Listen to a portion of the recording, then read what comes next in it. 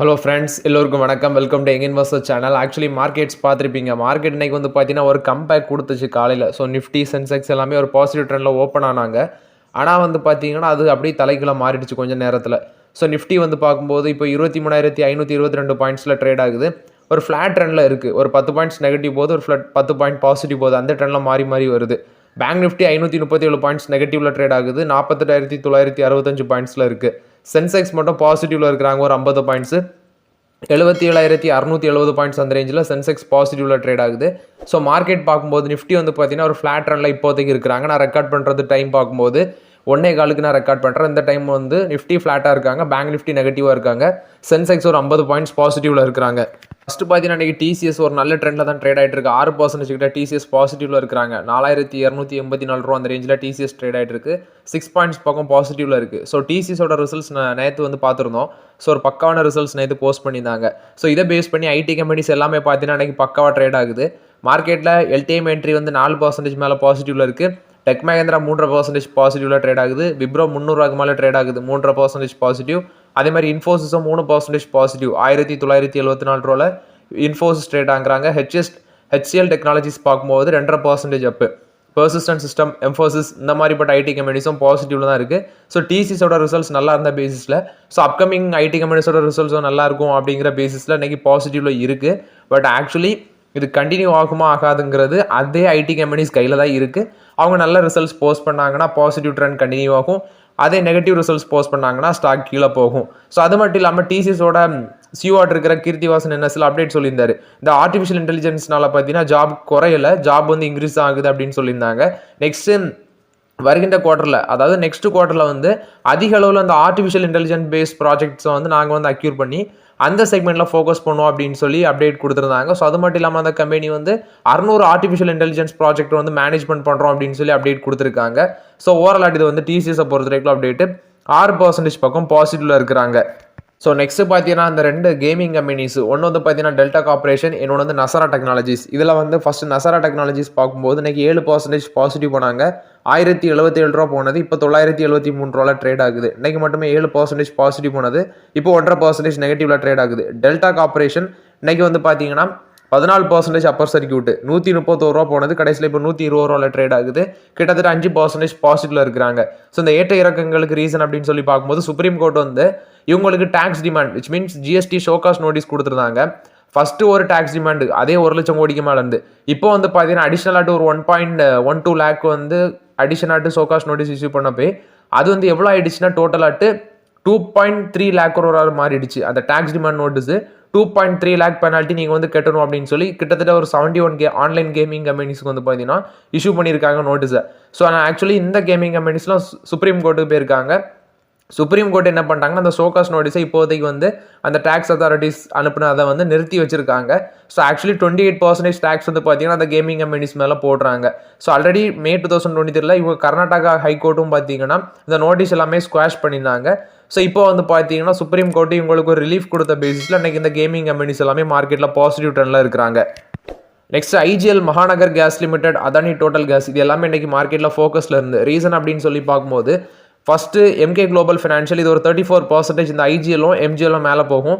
So இவங்களோட Q4 வந்து ரொம்பவே ஸ்ட்ராங்காக இருக்கும் அப்படின்னு சொல்லி மென்ஷன் பண்ணியிருந்தாங்க. ஸோ ஃபினான்ஷியல் 26 இவங்களோட மார்ஜின் லெவல்லாம் இன்க்ரீஸ் ஆகும் அப்படின்னு சொல்லி மென்ஷன். இதில் வந்து இன்னைக்கு ஐஜிஎல் வந்து 418 ரூபாவில் இருக்குது. ஸோ ஐஜிஎலுக்கு வந்து பார்த்தீங்கன்னா ரெடியூஸ் ரேட்டிங்லேருந்து ஆட் ரேட்டிங் அப்கிரேட் பண்ணுறாங்க. 17% மேலே போகும். 450 ரூபா டார்கெட் ப்ரைஸ் சொல்கிறாங்க. அதே எம்ஜிஎலுக்கு பார்க்கும்போது பை ரேட்டிங் தான் கொடுக்குறாங்க. ஸோ அவங்களுக்கு 21% டார்கெட் ப்ரைஸ் சொல்லியிருந்தாங்க. ஸோ 1,700 ரூபா வரைக்கும் போகும் அப்படின்னு சொல்லி இப்போ சொல்லியிருக்காங்க. நெக்ஸ்ட் பார்க்கும்போது 2 நாளுக்கு முன்னாடி வந்த நியூஸு, இது 2 கம்பெனியுமே சிட்டி கேஸ் டிஸ்ட்ரிபியூஷன் அந்த செக்மெண்ட்டில் இருக்கிறாங்க. சென்ட்ரல் கவர்மெண்ட் வந்து கேஸ் அலோகேஷன், அதாவது இந்த ஏபிஎம் கேஸ் அலோகேஷனை குறைச்சாங்க. இவங்க சென்ட்ரல் கவர்மெண்ட் என்ன சொன்னாங்க, கெயிலே ஓஎன்ஜிசியும் சொல்லி நீங்கள் வந்து அவங்களுக்கு கேஸ் டிஸ்ட்ரிபியூஷனை அதிகப்படுத்துங்க, சிஎன்ஜி கேஸ் அலோகேஷன் அப்படின்னு சொல்லி அப்டேட் கொடுத்தாங்க. ஸோ இதில் சிஎன்ஜி வால்யூம் வந்து 37% வரைக்கும் சப்ளை பண்ண கெயிலு இந்த ஐஜிஎல், இண்டர்பிரசா கேஸ் லிமிடெட், என்னோட Mahanagar Gas Limited, Adani Total Gas, இந்த 3 கம்பெனிக்குமே சிஎன்ஜி கேஸ் அலோகேஷனை 37%லேருந்து 51% வால்யூமை இன்க்ரீஸ் பண்ணாங்க. ஸோ இந்த பேசிஸில் வந்து பார்த்தீங்கன்னா இந்த ஸ்டாக் ஒரு பாசிட்டிவ் அப்டேட்டு, நல்லா பெர்ஃபார்மன்ஸ் பண்ணாங்க. இன்றைக்கி ஒரு பாசிட்டிவ் ட்ரெண்டில் தான் இருக்குது. ஆனால் அதானி டோட்டல் கேஸ் ஒரு நெகட்டிவ் ட்ரெண்டில் இருக்குது. பாசிட்டிவ் ட்ரெண்ட்லேருந்து நெகட்டிவ் ட்ரெண்டுக்கு மாறி ட்ரேட் ஆகிட்டு இருக்காங்க. ஸோ இந்த பேசிஸில் வந்து பார்த்தீங்கன்னா இந்திரபிரசா கேஸ் லிமிடெடும் மகாநகர் கேஸ் லிமிடெடும் 34% வரைக்கும் மேலே போகும் அப்படின்னு சொல்லி எம்கே குளோபல் ஃபினான்ஷியல் அப்டேட் கொடுத்துருக்காங்க. இதில் ஐஜிஎல் பார்க்கும்போது 15 டைம்ஸ் ஏர்னிங்ஸில் இருக்காங்க, எம்ஜிஎல் வந்து 10 டைம்ஸ் ஏர்னிங்ஸில் இருக்காங்க. ஸோ ஆக்சுவலி இது எல்லாமே பிஎஸ்சி செக்டாரில் இருக்கிறதுனால பெருசாக ரிட்டர்ன்ஸ் கிடைக்குமாங்கிறது $1 மில்லியன் கொஸ்டின். அதனால நீங்கள் செக் பண்ணி வாங்கிக்கோங்க. அதானி வில்மர் பங்கு இன்னைக்கு ஒரு 9% கீழே விழுந்துருந்துச்சு. அது வந்து எக்ஸ்பெக்டட் தான், நான் நேற்றே அப்டேட் பண்ணியிருந்தேன்.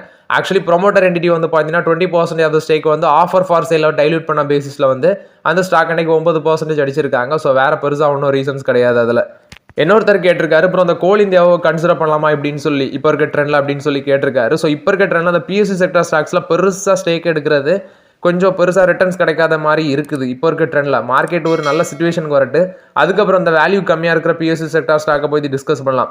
ஏன்னா அந்த கோல் இந்தியா, என்எம்டிசி, கெயில், நெக்ஸ்ட் வந்து பார்த்தீங்கன்னா சம் ஸ்டாக்ஸ் இருக்குது. அது எல்லாமே ஒரு நல்ல ரிட்டர்ன்ஸ்க்கு அப்புறம் இப்போ டவுன் ட்ரெண்டுக்கு வராங்க. ஸோ இது ரிசல்ட்ஸ் வந்து இன்னும் ஆக்சுவலி ரிசல்ட்ஸ் ஒரு வேளை ப்ராஃபிட் எல்லாமே அடி வாங்குறது அப்படி பட்சத்தில் ஸ்டாக் வந்து இன்னும் கீழே வர வாய்ப்புகள் இருக்குது. அதனால் இப்போதைக்கு இந்த கோல் இந்தியா, என்எம்டிசி அந்த ஸ்டாக் பக்கம் வந்து கொஞ்சம் வெயிட் பண்ணுறது தான் பெட்டர்ன்ட்டு நான் ஃபீல் பண்ணுறேன். நெக்ஸ்ட் பார்த்தீங்கன்னா ரிலையன்ஸ் இண்டஸ்ட்ரீஸில் வந்து அப்டேட்டு. ஸோ அந்த Q3 ரிசல்ட்ஸ் ப்ரிவியூ வச்சு பார்க்கும்போது இவங்களோட அந்த ஓடிசி செக்மெண்ட் பிஸ்னஸ் வந்து பார்த்தீங்கன்னா மறுபடியும் வந்து ஏர்னிங்ஸ் வந்து கீழே விழ சான்சஸ் இருக்குது. அதனால பார்த்தீங்கன்னா ஆக்சுவலி மேபி ரிசல்ட்ஸ் வந்து மறுபடியும் வந்து பார்த்தீங்கன்னா கீழே தான் விழ சான்ஸ் இருக்குது அப்படின்னு சொல்லி அனாலிஸ்ட் சொல்கிறாங்க. So actually last quarter results அவங்க என்ன பண்ணியிருந்தாங்க, O2C செக்மெண்ட், இந்த ஆயில் டு கெமிக்கல் செக்மெண்ட்டில் அடி வாங்கியிருந்தாங்க. டெலகாம் செக்மெண்ட் நல்லா பண்ணியிருந்தாங்க. ரீட்டைல் வந்து ஃப்ளாட்டாக இருந்துச்சு. மேபி இந்த குவார்டர்லையும் அதுதான் கண்டினியூ ஆகும் போல தெரியுது. So Reliance industries already 52 week low பக்கம்லாம் டச் பண்ணி இன்னைக்கு 1236 ரூபா வந்தாங்க. கடைசியில் இப்போ 1251 ரூபாயில் ட்ரேட் ஆகுது. ரிலையன்ஸ் இண்டஸ்ட்ரீஸுக்கு சம் ப்ரோக்கரேஜஸ் வந்து ஒரு அப்டேட் கொடுக்குறாங்க. எல்லா ப்ரோக்கரேஜுமே மாற்றி சொல்கிறாங்க. இப்போ கோல்ட்மேன் சாக்ஸ் என்ன சொல்கிறாங்கன்னா, இதில் வந்து செல்லிங் வந்து ஓவர் டன் ஆயிருக்கு. ஸோ அந்த ஸ்டாக் வந்து ஒரு 27% வந்து மேலே போகும் அப்படின்னு சொல்லி சொல்கிறாங்க. ஸோ ஆக்சுவலி இதுங்க சொல்கிறது படி நடக்குமா அப்படிங்கிறதுலாம் தெரியாது. பட் இப்போதைக்கு ரிலையன்ஸ் இண்டஸ்ட்ரீஸில் வெயிட் பண்ணுறது தான் பெட்டருங்கிறது என்னோட கருத்து. நெக்ஸ்ட் பார்த்தீங்கன்னா டாடா எல்க்ஸி. ஆக்சுவலி டாடா எல்க்ஸியோட ரிசல்ட்ஸ் நேற்று நம்ம பார்த்துருந்தோம். ரிசல்ட்ஸ் நல்லா இல்லாத பேசிஸில் பார்த்தீங்கன்னா இன்றைக்கி ஸ்டாக் ப்ரைஸ் அடிச்சிருக்காங்க. 8% வரைக்கும் டவுன் ட்ரெண்ட் போச்சு. இன்றைக்கி ஒரு 52 வீக் லோவை டச் பண்ணியிருக்காங்க. 5921 ரூபா அந்த ரேஞ்சை டச் பண்ணியிருக்காங்க. பட் ஆக்சுவலி அவங்களோட 52 வீக் ஹைனி பார்க்கும்போது 9030 ரூபாய் 80 ரூபாய் சம்திங் உண்டு. ஸோ அந்த ஸ்டாக் இப்போ இருக்க ட்ரெண்டில் நம்ம கை வைக்க முடியாது. ஸோ நிறைய பேர் ஆப்பர்ச்சுனிட்டி அப்படின்னு சொல்லி எக்ஸ்பெக்ட் பண்ணுவீங்க. பட் ஆக்சுவலி வந்து பார்த்தீங்கன்னா மார்கன் ஸ்டான்லி இப்போ டவுன் கிரேட் பண்ணியிருக்காங்க. 6500 முன்னாடி அவங்க சொன்ன டார்கெட் ப்ரைஸ் இப்போ 6000 மட்டும் குறைச்சிருக்காங்க. இப்போ மார்க்கெட்டில் அது 6000 ரூபா அந்த ரேஞ்சில் தான் ட்ரேட் ஆகுது. பட் 5% நெகட்டிவ்ல இருக்கிறாங்க. 5% மேலே நெகட்டிவ்ல இருக்கிறாங்க. இப்போதைக்கு அவாய்ட் பண்ணலாம். ஒரு 4000 ரூபா அந்த ரேஞ்ச் அந்த ஸ்டாக் வரும் பட்சத்தில் டிஸ்கஸ் பண்ணலாம். அதுவே கொஞ்சம் வேல்யூ அதிகமாக தான் இருக்கும். அந்த ட்ரெண்ட் வந்தால இப்போமே 49 டைம்ஸ் ஏர்னிங்ஸில் இருக்குது. ப்ரைஸ் டு புக்லாம் 14 இருக்குது. வெயிட் பண்ணுங்கள், ஆப்பர்ச்சுனிட்டி வரும்போது டிஸ்கஸ் பண்ணலாம். நெக்ஸ்ட் பார்த்தீங்கன்னா IRDA. ஆக்சுவலி இந்த ஸ்டாக் அன்னைக்கு வந்து பார்த்தீங்கன்னா மார்க்கெட்டில் 4% பக்கம் நெகட்டிவ்ல இருக்கிறாங்க. ஸோ இதில் ஃபஸ்ட்டு ப்ராஃபிட் பார்க்கும்போது 27% அதிகரிச்சிருந்துச்சு. 425 கோடி பண்ணியிருக்காங்க. அதே குவார்டர் அண்ட் குவார்டர் பேஸில் பார்க்கும்போது ப்ராஃபிட் 10% வளர்ச்சி. ரெவன்யூ 36% அதிகரிச்சிருக்கு. 1698 கோடி பண்ணியிருக்காங்க. நெக்ஸ்ட்டு பார்க்கும்போது அவங்களோட revenue breakup actually which means Q3 financial 25ல அக்டோபர் டிசம்பர் அந்த டைமில் இன்ட்ரெஸ்ட் இன்கம் பார்க்கும்போது 1654 கோடி பண்ணியிருக்காங்க. ஸோ இதுவும் ஒரு வளர்ச்சி அடைஞ்சிருக்கு அப்படின்னு சொல்கிறாங்க இன்ட்ரெஸ்ட் இன்கமில். நெக்ஸ்ட்டு அதர் இன்கம்னு பார்க்கும்போது ஒரு 30.93 crores அதர் இன்கம்ல வந்து வந்திருக்கு. அது ஒரு நல்ல growth தான். எக்ஸ்பென்சஸ் பார்க்கும்போது 1160 கோடி எக்ஸ்பென்சஸ் ஸ்பெண்ட் பண்ணியிருக்காங்க. இது குவார்டர் அண்ட் குவார்டர் பேசிஸில் குறவுன்னு சொல்கிறாங்க. அது year on year period compare பண்ணும்போது அதிகரிச்சிருக்கு. எக்ஸ்பென்சஸ் இந்த கம்பெனிக்கு அப்படி என்ன எக்ஸ்பென்சஸ்ன்னு கேட்பீங்க. ஸோ கார்பரேட் சோஷியல் ரெஸ்பான்சிபிலிட்டின்னு இருக்குது. இந்த finance cost, employee benefit expense இது மாதிரிலாம் இருக்குது. ஸோ அந்த பேசிஸில் வந்து எக்ஸ்பென்சஸ்க்கு இவ்வளோ ஸ்பெண்ட் பண்ணியிருக்காங்க. டெப்ட் to equity ratio which means அவங்களோட கடன் அதிகரிச்சிருக்கு. 5.13 இருந்தது சேம் பீரியட் லாஸ்ட் இயரில். இப்போ 5.89 ஆட்டு அது அதிகரிச்சிருக்கு. Asset quality actually gross NPA பார்க்கும்போது 1845 கோடி 2.68% இருக்குது. சேம் பீரியட் லாஸ்ட் இயரில் 2.90% இருந்திருக்கு, குறைஞ்சிருக்கு. நெட் என்பிஏ 1024 கோடியாக இருக்குது. ஆக்சுவலி இது வந்து பார்த்தீங்கன்னா 1.50% இருக்குது. Which means 2 basis point same period last இயரை கம்பேர் பண்ணும்போது குறைஞ்சிருக்கு. ஏன்னா சேம் பீரியட் லாஸ்ட் இயரில் 1.52% இருக்குது. ஆப்ரேட்டிங் ப்ராஃபிட் பார்க்கும்போது 51% ஹையரு. அதே மாதிரி அவங்களோட லோன் புக் பார்க்கும்போது 68,960 கோடியாக இருக்குன்னு சொல்லியிருக்காங்க. 36% வளர்ச்சி அடைஞ்சிருக்கு. ஸ்டாக் ப்ரைஸ் இப்போ 205 ரூபாயில் ட்ரேட் ஆகிட்டு இருக்குது. பட் இப்போ இருக்க ட்ரெண்ட்லாம் இந்த ஸ்டாக்லலாம் கை வைக்க முடியாது. ஆல்ரெடி வச்சிருக்கவங்க வேணால் ஹோல்ட் பண்ணுங்க. ஸோ ஆக்சுவலி இன்னைக்கு ரிசல்ட்ஸ் வந்து பார்த்தீங்கன்னா அவங்க மார்க்கெட் அக்செப்ட் பண்ணலை. இந்த ரிசல்ட்ஸ் வந்து நல்ல ரிசல்ட்ஸ் இல்லைன்னு சொல்லி அக்செப்ட் பண்ணலை. ரிசல்ட்ஸ் நல்லா இல்லாத பேசிஸில் அந்த ஸ்டாக்கை வந்து அடிச்சிருக்காங்க. ப்ராஃபிட் ரெவன்யூ ஏறி இருக்கு, பட் கடன் அதிகரிச்சிருக்கு. எக்ஸ்பென்ஸ் குவார்டர் ஆன் குவார்டர் பேஸில் குறைஞ்சிருக்கு. நெக்ஸ்ட் இன்ட்ரெஸ்ட் இன்கமும் பெருசாக க்ரோத் இல்லை. ஸோ அந்த பேசிஸில் அந்த ஸ்டாக் அடிச்சிருக்காங்க. இப்போதைக்கு ஃப்ரெஷ் என்ட்ரி அந்த ஸ்டாக்லாம் அவாய்ட் பண்ணுறது தான் பெட்டருங்கிறது என்னோட கருத்து. நெக்ஸ்ட் கமெண்ட்ல கேட்டிருக்கீங்க ப்ரோ இந்த டிமார்ட் ட்ரெண்ட் இந்த ரெண்டையும் பற்றி டிஸ்கஸ் பண்ணுங்க அப்படின்னு சொல்லி. ஸோ டிமார்ட் வந்து ஒரு நல்ல கம்பெனி தான். ஆக்சுவலி வந்து பார்த்தீங்கன்னா இ-காமர்ஸ், குயிக் காமர்ஸ், நெக்ஸ்ட் வந்து இந்த சூப்பர் மார்க்கெட் அந்த ட்ரெண்ட்லாம் நல்லா பண்ணிட்டு இருக்காங்க. பட் இப்போ இருக்க ட்ரெண்டில் டிமார்ட்டை கை வைக்க முடியாது. வேல்யூஷன் ரொம்பவே அதிகம். நான் நிறைய வாட்டி உங்கள்ட்ட அப்டேட் பண்ணிட்டேன். ஆல்ரெடி வச்சிருக்கீங்கன்னா ஹோல்ட் பண்ணுங்க டிமார்ட்டை. அதே மாதிரி ட்ரெண்டும் பார்த்தீங்கன்னா ஒன் ஷார்ட் ஆஃப் டைமில் வந்து அது கன்சிடர் லெவலில் இருந்து, பட் இப்போ இருக்க ட்ரெண்டில் அது எங்கேயோ போயிடுச்சு. ட்ரெண்ட் எல்லாமே வேல்யூஷன் வச்சு பார்க்கும்போது இந்த ட்ரெண்டை வந்து ஒரு ரேப்பிடாக க்ரோத் பண்ணதில் இப்போ இருக்க நோயல் டாட்டாக்கு வந்து ரொம்பவே முக்கிய பங்கு இருக்குது. ஸோ அவர் தான் ட்ரெண்டை வந்து பார்த்தீங்கன்னா ரொம்பவே ரேப்பிட் க்ரோத் ஆட்டி எக்ஸ்பென்ஷன் பண்ணார். ஸோ அது மாதிரி டிமார்ட் வந்து பார்த்தீங்கன்னா Rakesh Damani one of the famous investor stock மார்க்கெட்டில் அவர் தான் அந்த பிஸ்னஸை ரன் பண்ணுறாரு. இப்போ இருக்க ட்ரெண்டில் அந்த ரெண்டுமே தொட முடியாது. வேல்யூஷன் ரொம்பவே அதிகம்.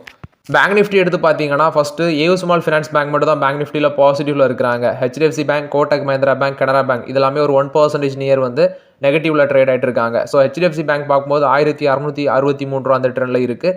பட் ஆக்சுவலி நம்ம எக்ஸ்பெக்ட் பண்ண லெவலுக்கு வந்துச்சுன்னா எகைன் அதை டிஸ்கஸ் பண்ணலாம். Bank of Baroda, ICICI Bank, State Bank of India, next Axis Bank இதெல்லாமே ஒரு 1.5% நெகட்டிவ்ல இருக்குது.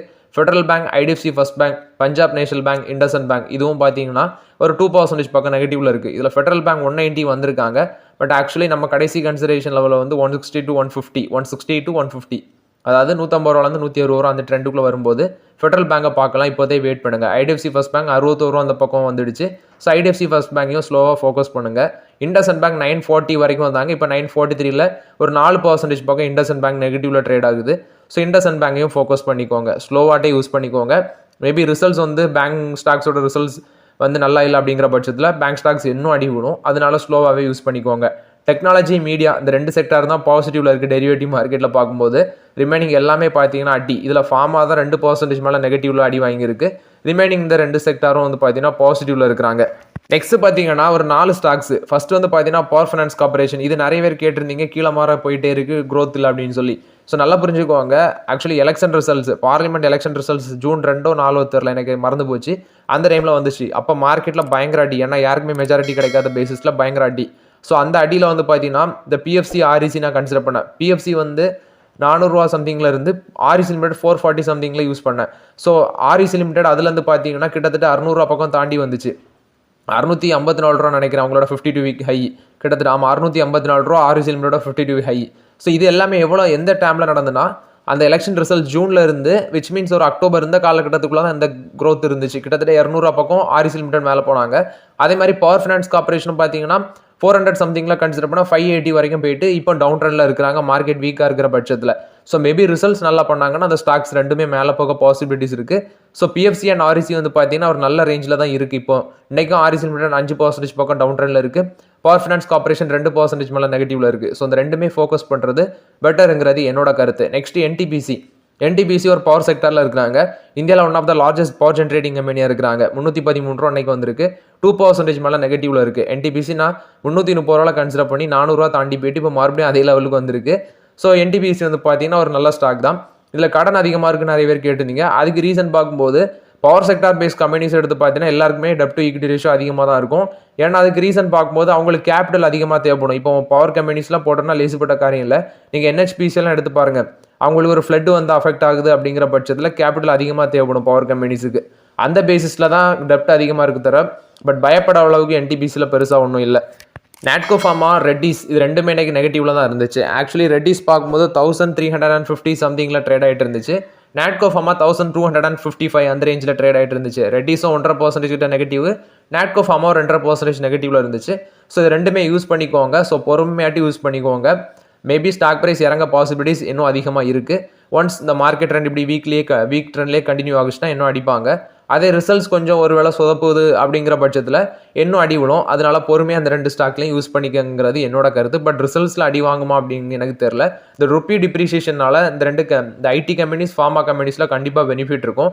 ஆனால் ரிசல்ட்ஸில் அடி வாங்குமான்னு தெரில. பட் ஸ்டாக் ஒரு நல்ல அப் ட்ரெண்ட் போயிட்டு நாட்கோ ஃபார்மா ஒரு டவுன் ட்ரெண்ட் நோக்கி வராங்க. ரெட்டிஸ் ஆஃப்டர் த ஸ்பிளிட் வந்து கொஞ்சம் ஏற்றுனாங்க, இப்போ ஸ்லோவாக அடிக்கிறாங்க. ஸோ வெயிட் பண்ணி பார்க்கலாம் எப்படி ஃபோக்கஸ் பண்ணுறாங்க அப்படின்னு சொல்லி. இந்த இறங்குறது வந்து நமக்கு ஆப்பர்ச்சுனிட்டி தான். ரெட்டிஸ்லையும் நாட்கோவிலையும் ஸ்லோவாக யூஸ் பண்ணிக்கோங்க.